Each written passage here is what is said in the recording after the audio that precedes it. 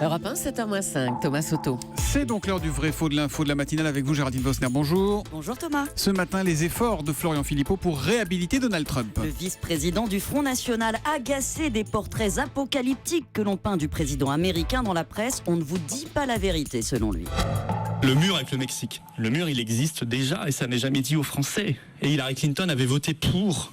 C'est le mur de 2007. Il y a déjà plus de 2000 km de mur entre les États-Unis et le Mexique depuis 10 ans. Il y aurait déjà un mur de 2000 km entre les États-Unis et le Mexique depuis 10 ans. C'est ce qu'affirme Florian Philippot. Vrai ou faux, Géraldine ? Ah, c'est très exagéré pour le moins. Il existe bien à la frontière mexicaine, non pas un mur, mais une barrière, parfois très impressionnante, de 4 mètres de haut. Sa construction a été votée sous George Bush en 2006. Et c'est vrai, Hillary Clinton a voté pour en tant que sénatrice. Barack Obama en a édifié ensuite la majeure partie. Mais elle ne s'étend pas sur 2000 km. 1100 km sont couverts aujourd'hui, environ 40% de la frontière dans les zones les plus accessibles.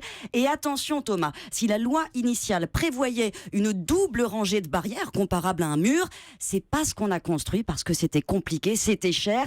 Il n'y a que 60 km de clôture renforcée aujourd'hui, donc double ou triple. La moitié de la barrière est en fait constituée de herses anti-véhicules très basses. On peut sauter par-dessus. Bon, alors se pose la question de l'efficacité, tout ça. Est-ce que ça s'est révélé efficace ? Alors, depuis sa construction, c'est vrai que les interpellations à la frontière mexicaine ont baissé. 1 million de clandestins interpellés en 2006, 350 000 en 2012. On reconnaît un effet dissuasif, mais la crise aux États-Unis a joué aussi. Le pays était moins attractif. Et si les flux de clandestins augmentent de nouveau, avec 415 000 personnes interpellées l'an dernier, on n'a jamais achevé la construction de la barrière à cause de son coût. 6 milliards de dollars engloutis en 10 ans, matériel, maintenance, il y a des miradors, des caméras, donc c'est vrai que tout est en place juridiquement pour que Donald Trump construise son mur, il n'aurait pas besoin d'un nouveau vote du Congrès, mais pour le financer, si, et c'est là que ça se corse, les calculs les plus optimistes évoquent un coût de 25 milliards minimum. 25 milliards de dollars minimum, ça peut monter à 50.